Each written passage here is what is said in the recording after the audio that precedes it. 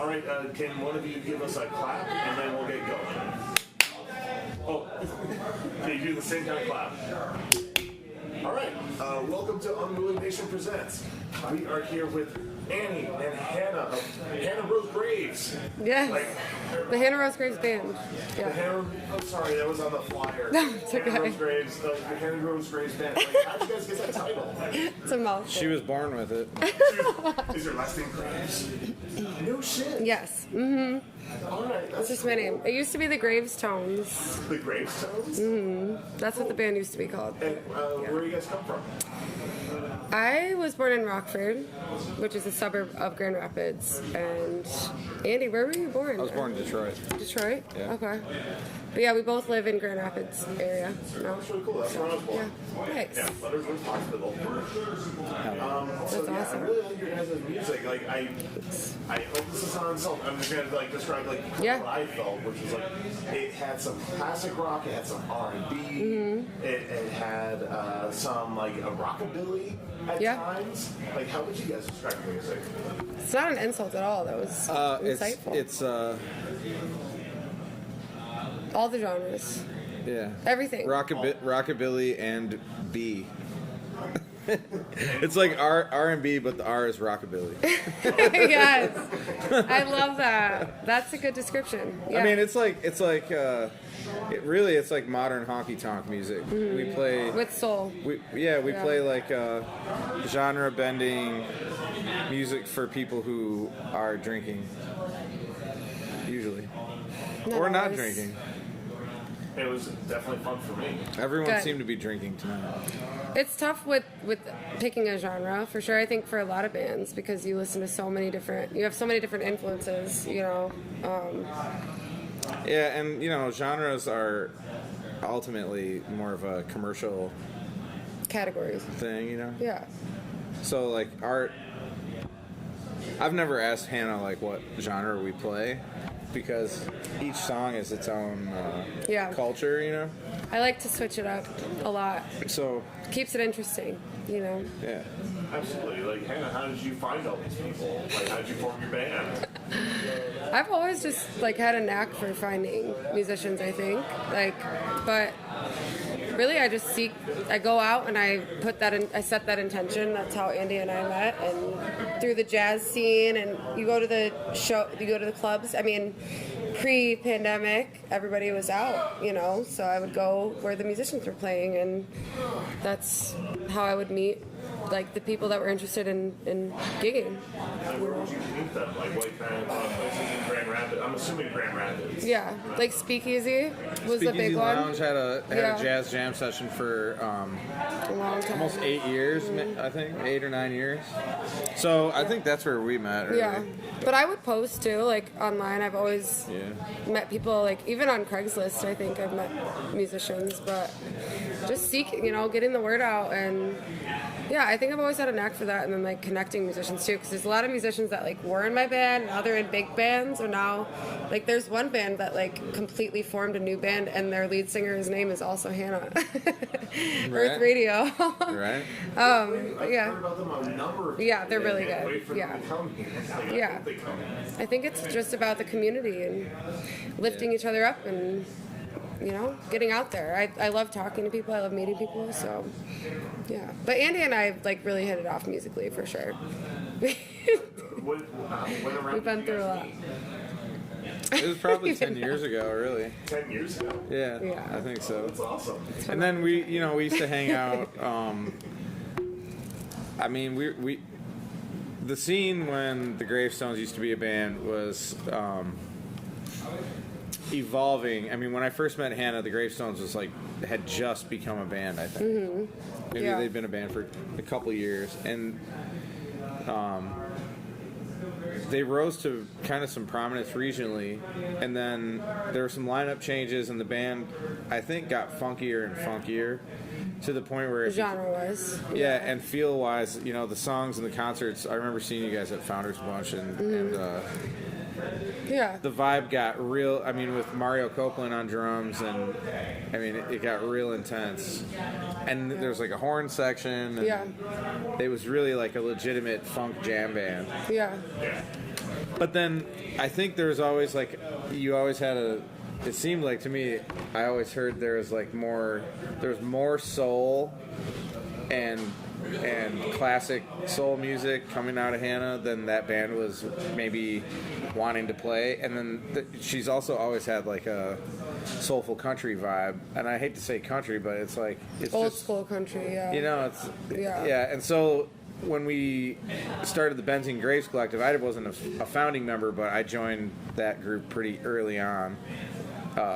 So that was the most recent band. Was that 2020? Between the Gravestones and then the 2021. Hannah Rose Graves band, now we had the BGC, which is the Benzing Graves Collective, which Austin Benzing and I started. But Yeah, and that We have Yeah. him here. yeah, he's really good. Yeah, he's Yeah. incredibly talented. Yeah, Collaboration.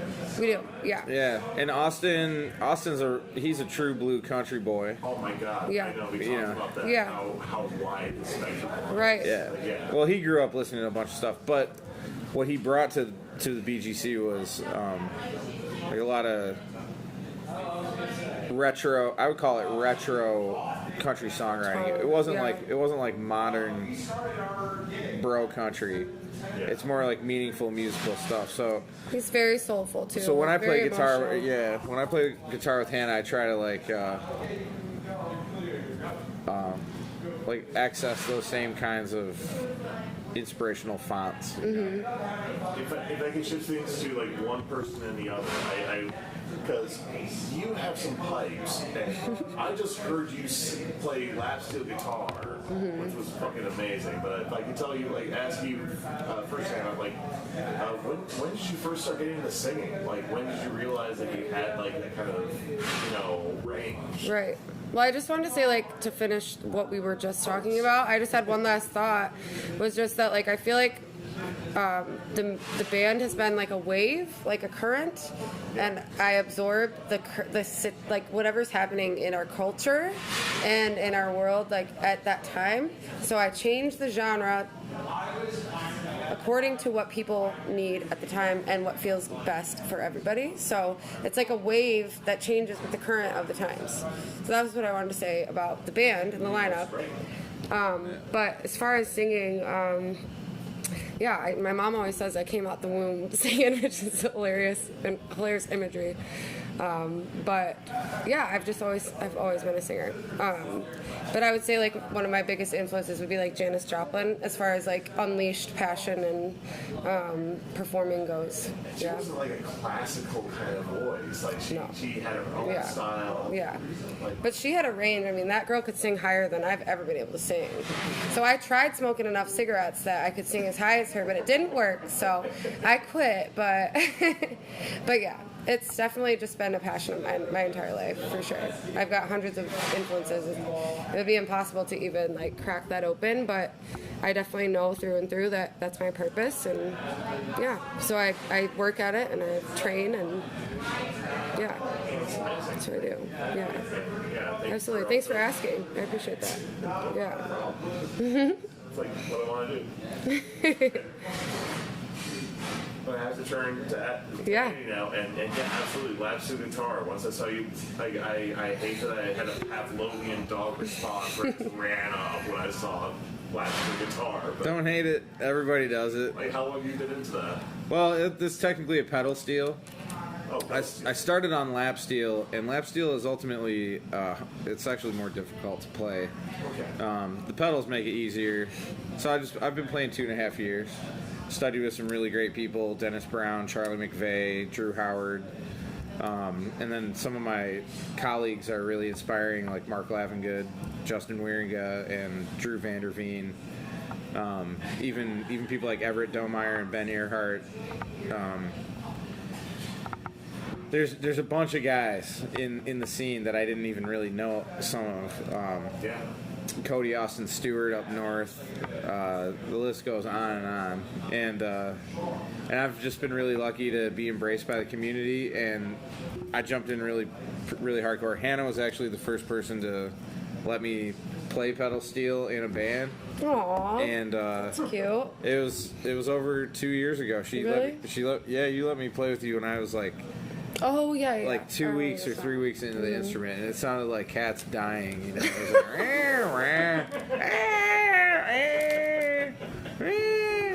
and That's so funny. And they were like, you know, you're pretty good at drums, so why don't you? Oh God. You can keep bringing it, but you Yeah. know, we'll let you play a song or two. And ultimately, You got really good at it. I get to play more like 2 or 3 songs in a 3-hour set. No, I'm just kidding. So how is it for you guys collaborating? Like coming up with songs and... Well, we did that really well because I'm really opinionated. And educated. Incredibly educated.